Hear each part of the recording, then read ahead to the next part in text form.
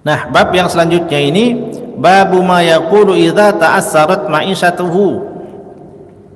Bab apa saja yang diucapkan, yakni solusi berupa zikir. Idza ta'assarat ma'isyatuhu, apabila ia ini mendapat kesulitan di dalam penghidupan. Jadi ma'isyah sulit sekali, ekonomi lah, sulit mencari penghidupan, mau menghidupi keluarga susah luar biasa. Nah, Rasulullah pun sudah memberikan isyarat akan ujian-ujian itu, tapi ada solusinya. Solusi itu enggak mesti kerja, Pak. Solusi mendatangkan rezeki dari Allah itu enggak mesti harus keras betul badan kita bekerja. Semua ada porsinya, tergantung kita mau ambil cara yang mana. Asal kita yakin, maka Allah akan selesaikan urusan-urusannya. Babu ma yaqulu idza ta'assarat ma'isyatuhu. Buktinya Rasulullah kasih solusi berupa zikir untuk menghilangkan kesulitan di dalam perkara ma'isyah. Jadi ma'isyah itu memang perkara yang memberatkan dada manusia ketika sedang diberikan ujian berat itu. Dalam Quran itu juga ada disebut ma'isyah yang berat itu. Dalam Al-Quran itu Allah Subhanahu wa taala berfirman, A'udzubillahi minasyaitonir rajim.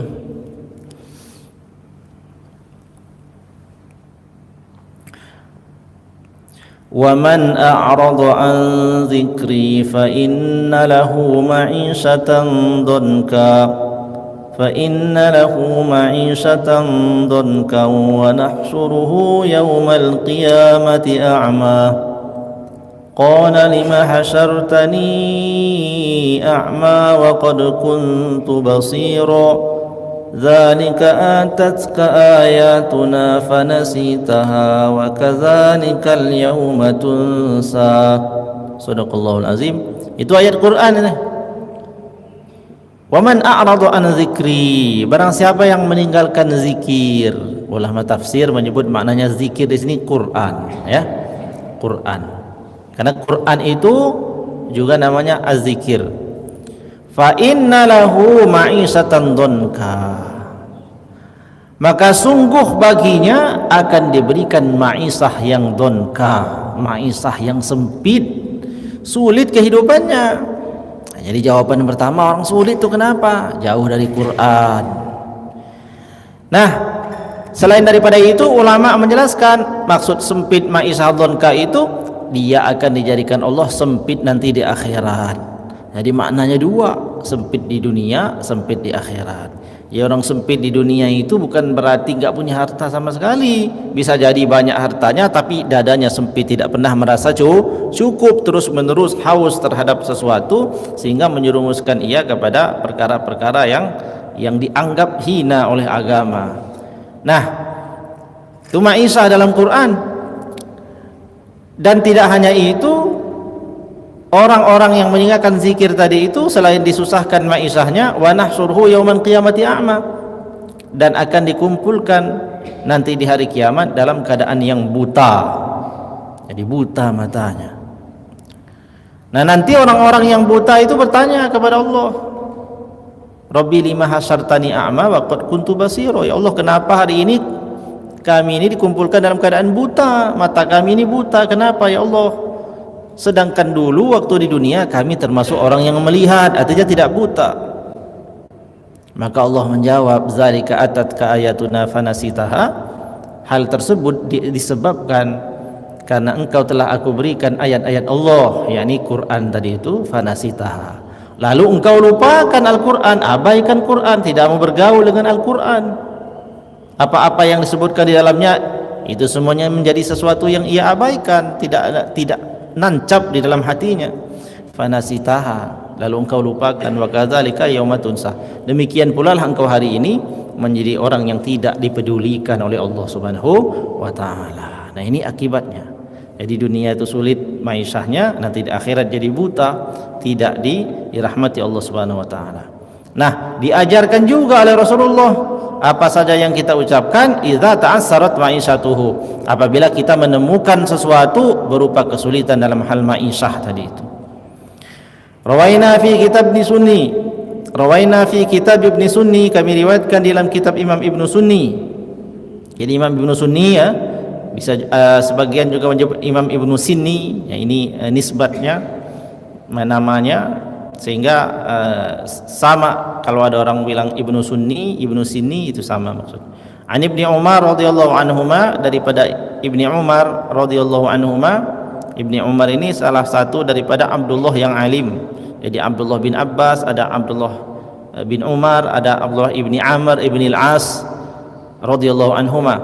Jadi ini adalah Ibni Umar radhiyallahu anhuma, namanya Abdullah, anaknya Umar bin Khattab.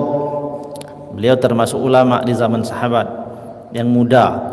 Nah, beliau meriwayatkan hadis ini. Anin Nabi sallallahu alaihi wasallam qala, bahwasanya baginda Nabi sallallahu alaihi wasallam telah bersabda, ma yamna'u ahadakum idza asura alaihi amru ma'ishatihi ay yaqula idza kharaja min baitihi bismillah ala nafsi wa mali wa dini Allahumma raddini biqada'ika wa barik li fima qaddira li hatta la uhibba ta'jila ma akharta wa la ta'khira ma ajjalta. Kata Nabi, apa yang menghalangi seseorang apabila ia ini ditimpa kesulitan dalam penghidupan untuk mengatakan sesuatu berupa doa?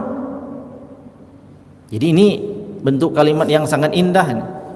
Apa sih yang menghalangi manusia itu apabila ia ditimpa sesuatu yang menyulitkan dirinya, kok dia enggak baca kalimat ini? Kira-kira begitu ini maksudnya. Ayyaqula idza kharaja min baitihi, untuk ia ucapkan doa ini ketika ia keluar dari rumahnya. Jadi orang tuh keluar dari rumahnya ketika dia sedang sulit ekonominya, kenapa kata Nabi enggak diucapkan ini doa? Apa yang diucapkan itu? Bismillahi ala nafsi wa mali wa dini. Dengan nama Allah, atau aku ucapkan nama Allah atas diriku, wa mali juga atas hartaku, wa dini juga atas agamaku. Jadi ini kalimat singkat ini, bismillahi ala nafsi wa mali wa dini. Lalu kemudian dilanjutkan, Allahumma raddini biqada'ika, ya Allah jadikanlah aku ini ridho terhadap takdirmu. Kemudian dia sadari di dalam hatinya bahwa yang sedang berjalan pada dirinya hari ini itu takdir Allah.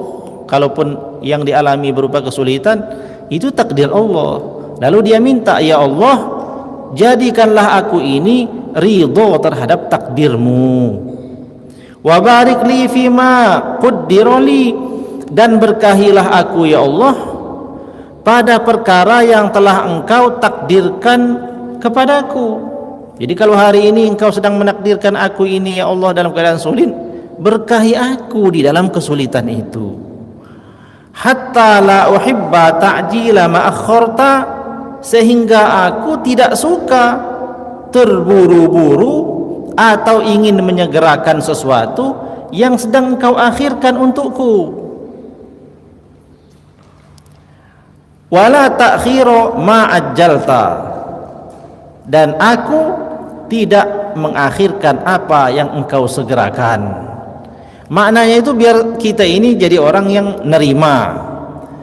Ya Allah, ridhoilah aku terhadap apa yang telah engkau takdirkan kepadaku saat ini, sehingga aku tidak menginginkan sesuatu yang sedang engkau tahan untuk diberikan saat ini. Begitu juga sebaliknya, agar aku tidak menyukai apa yang mengakhirkan apa yang engkau segerakan akan datang kepadaku. Nah, doa ini apabila diucapkan, maka orang tersebut telah menjadi orang yang ridho terhadap kesulitan yang Allah berikan, dan ia pada saat itu betul-betul orang beriman, dan ia mengakui betul bahwasanya kemudahan itu datang dari Allah dan kesulitan itu datang dari Allah. Kesulitan berupa maisha yang sulit datang dari Allah, ketika ada kemudahan dalam hal penghidupan, itu pun dari Allah. Sebab ridhonya terhadap apa yang Allah tetapkan atas dirinya itu akan menjadi jalan kemudahan untuk segala perkaranya.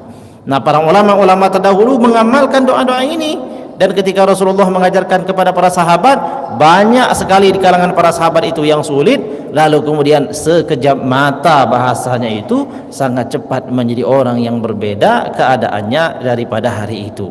Kalau hari itu mereka sulit, maka besoknya mereka telah menjadi orang yang kaya. Kalau hari itu mereka dalam keadaan gundah hatinya, maka esok harinya bahkan tidak menunggu daripada bergantinya hari, mereka telah berubah menjadi orang yang sangat lapang dadanya. Karena mereka yakin terhadap ucapan yang diucapkan oleh orang yang paling benar, yakni baginda Nabi sallallahu alaihi wasallam. Mudah-mudahan bermanfaat bagi kita semuanya. Semoga kita semuanya bisa mengamalkan ini.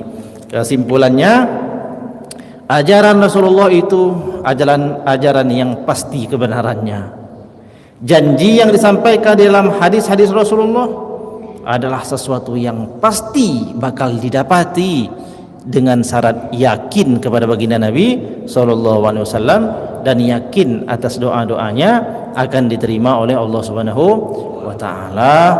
Amin ya rabbal alamin. Demikian saja, semoga bermanfaat. Mohon maaf atas segala kesalahan dan kekurangannya. Wallahu a'lam bishawab. Wallahul muwaffiq ila aqwamit thoriq. Wassalamualaikum warahmatullahi wabarakatuh. Waalaikumsalam warahmatullahi wabarakatuh.